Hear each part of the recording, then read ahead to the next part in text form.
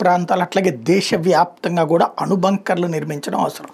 ఎందుకంటే స్విట్జర్లాండ్‌ని చూసి నేర్చుకోవాలి. స్విట్జర్లాండ్ 3,70,000 న్యూక్లియర్ బంకర్స్ నిర్మిస్తుంది. అంటే న్యూక్లియర్ బాంబులు, అణుబాంబులు వేసిన ఆ సందర్భంలో బ్రతకడానికి అవసరమైనటువంటిది టచ్ కానటువంటి విధమైనటువంటి బంకర్లను ఏర్పాటు చేస్తుంది. మరి మన దేశంలో ఎందుకు అవసరం?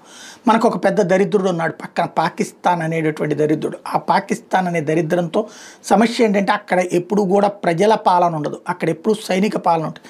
సైన్యమే అక్కడ తీవ్రవాదులతో కలిసి పనిచేస్తుంది. తీవ్రవాదులు సైన్యము కలిసి పనిచేసేటప్పుడు ఉన్మాదంతో పెట్టరేగిపోయే మతోన్మాదులు దాన్ని నడిపిస్తున్నప్పుడు ఏ క్షణంలో ఏం చేసినా ఆశ్చర్యపోనక్కర్లేదు.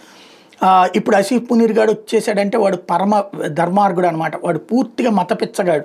వాడు ఒరిజినల్గా తీవ్రవాది, కాకపోతే వాడికి అక్కడ సైనిక పోస్ట్ వచ్చున్నది. కాబట్టి అట్లాంటి వాడు మొన్న కూడా అణుబాంబులు తీయడానికి రెడీ అయ్యాడు. భారతదేశం మూతి మీద కొట్టేటప్పటికి ఆగింది. కానీ 24 గంటలు అణుబాంబు అంటుంటాడు. కాకపోతే అణుబాంబు వేసిన తర్వాత వాడు ఉంటాడా? వాడు ఒక బాంబు తీసేస్తే ఖచ్చితంగా ఆ తర్వాత పాకిస్తాన్ మొత్తం తుడుచుకుపోతుంది. కానీ వాడు వేసే బాంబు ఇంపాక్ట్ చుట్టుపక్కల ఉన్నటువంటి, అంటే ఒక చోట వేస్తే ఆ చుట్టుపక్కల ప్రాంతం అంతా నాశనం అవుతుంది కదా. వాడి జీవితంలో వాడు చచ్చేలోపు భారతదేశంలో అట్లాంటిది వెయ్యాలన్న కసితో ఉన్నాడు. వాడి పేరుని శాశ్వతంగా చరిత్రలో ఉంచుకోవాలనుకుంటున్నాడు, ఒక హిట్లర్ లాగా గుర్తుండిపోవాలనుకుంటున్నాడు వాడు.